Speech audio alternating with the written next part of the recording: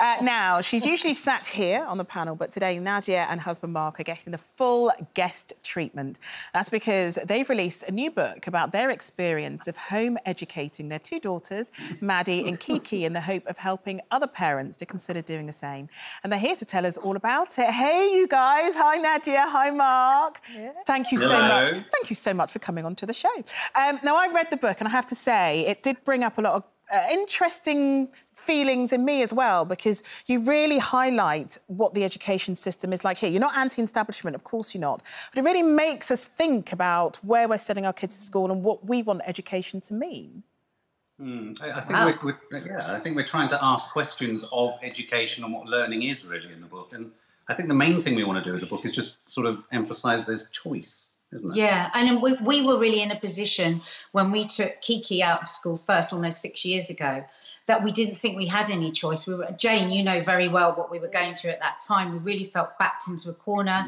Kiki was very, very unhappy, very anxious in school, and we were really, you know, in that like catching up feeling the whole time. We always say the biggest mistake that we ever made was sending our kids to private school.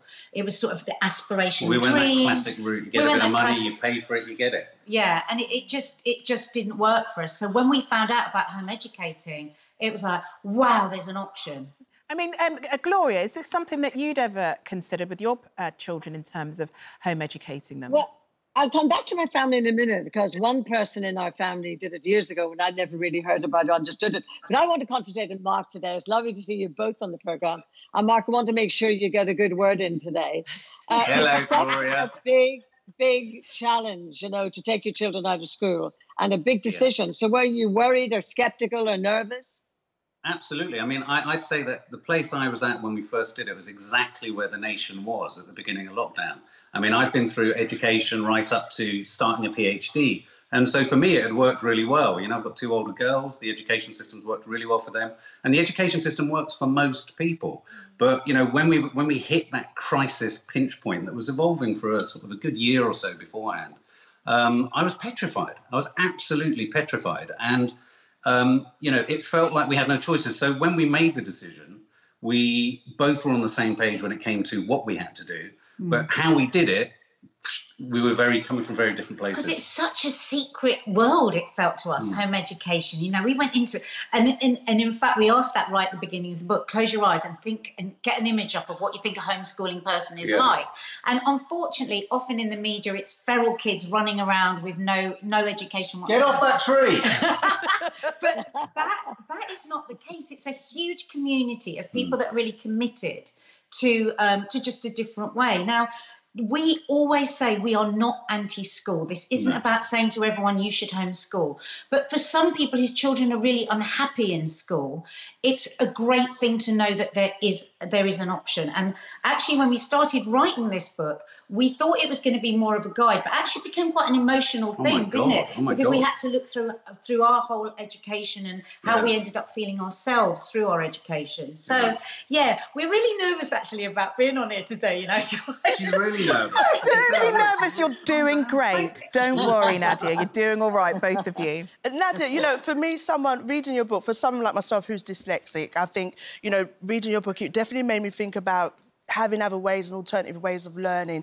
But I suppose for me as a parent, my worry would be like, am I really educating them the right way? Do I understand the stuff properly? But hearing you saying about having that support, I suppose that as well was a worry of whether the kids are going to have that other area of socialising. Like, how does it work? Well, I think that is one of the big confusions about homeschooling, and also what we felt so sad for people that were propelled into it out of the blue due to a global pandemic, and everyone was trying to be a teacher and recreate school in their house. And that actually isn't how home education works.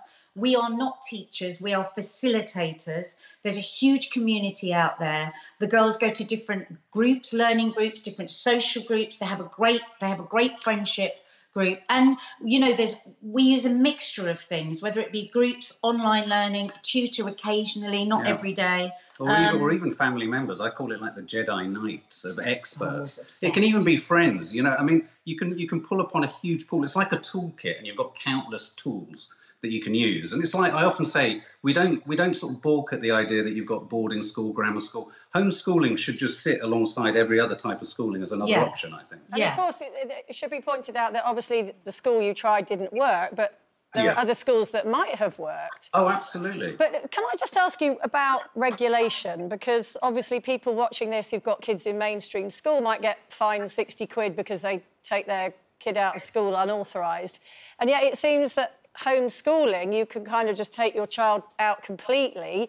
Is there a regular check on you? Yeah, we've got a really good relationship with our homeschool liaison officer at the council, and she's great because we can really reach out to her when we need advice. I mean, what you don't have to do is you don't have to follow the curriculum. You don't have to do GCSEs and A-levels, but you have to talk to your liaison officer and show them how you are planning to educate. You have to demonstrate that you're educating your children. That was the other thing I wanted to ask you. Was your issue probably maybe even more, not so much with the school itself, but with the national curriculum? Do you feel that's a bit too narrow these days? Yeah, I do. And I think, especially, I mean, during COVID, we were discussing earlier, weren't we, how COVID's offered up such an opportunity for learning. There are so many ways of approaching what we've just been through in a homeschooling way, whether it be the economics of the world as they've been thrown into a total mess, whether it be, the virus itself, biology, all that sort of stuff. We did a lot on the bubonic plague. Black Lives Matter kicked off, in the middle of this. And so there was an opportunity to talk about so many things in a homeschooling fashion. But the point is, I think, we were talking about this on the show a couple of weeks ago, actually. I think they said like 68% of people feel like they know their children better coming out of lockdown.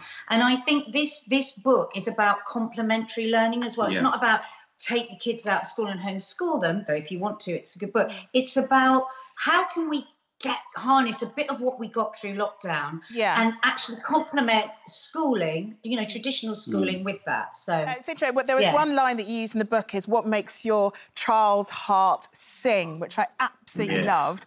And in fact, let's hear from one of your children now. I just wanted to do this voice message as a thank you to both of my parents for home educating me and for sacrificing so much by doing so, because it was such a scary thing to do and it was a big risk, but it's made me a better person. It's helped me discover, what I want to do with my life. I wanted to say thank you to both of them for doing it. It's one of the best things you've ever done for me. So thank you, love you. And that was such a beautiful message from Maddie. And even I was welling up watching you, Nadia. But guys, thank you so much for talking to us today. You've done an absolutely wonderful job with both your girls, so thank you. And your book, Honey, I Homeschooled the Kids, is out today. And here's a look at it right now.